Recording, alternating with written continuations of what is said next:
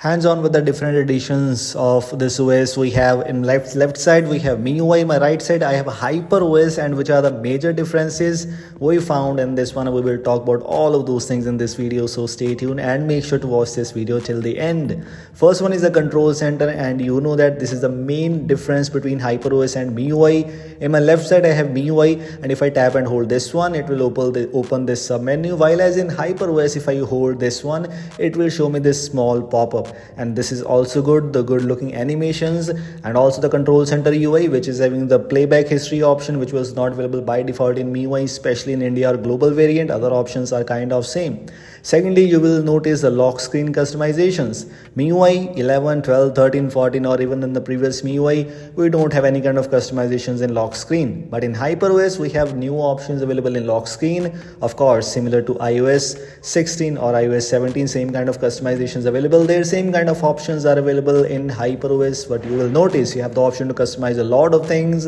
You have the depth wallpaper options. You have the option to customize the lock screen clocks, fonts, colors, a lot more things which you can do with the lock screen. That is the main highlight.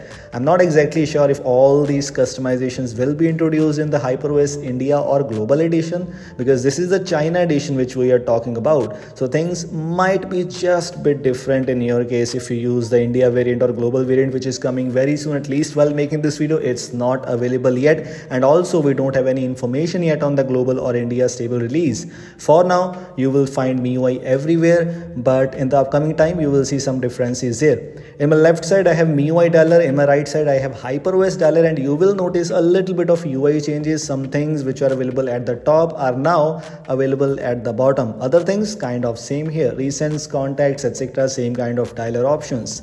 Even in the security options, you will notice some things, game turbo, etc. But in hyperos, things are actually now sorted into some sections.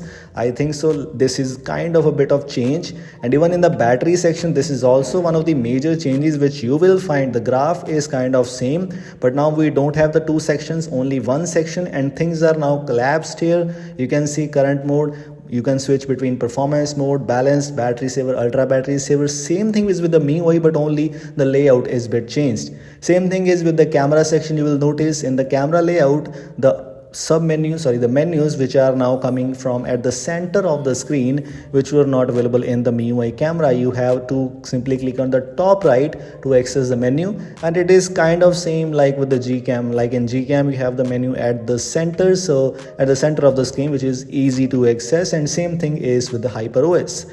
At the sidebar, you will also notice one major difference, because I forgotten about this change in the hyperos update video, but let me tell you what this is. If you open any kind of app in the MIUI, you will see this kind of pop-up, and if I open this thing in the hyperos, you will see same, exactly same, but here is a difference. For example, if I try to collapse, if I try to expand this, I can, but at the top, you will see this option. In the hyperos, you have the option to switch between the split screen, full screen.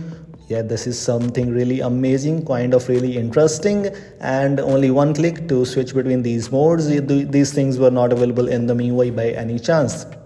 Other options, like in weather section, you will see some major UI changes.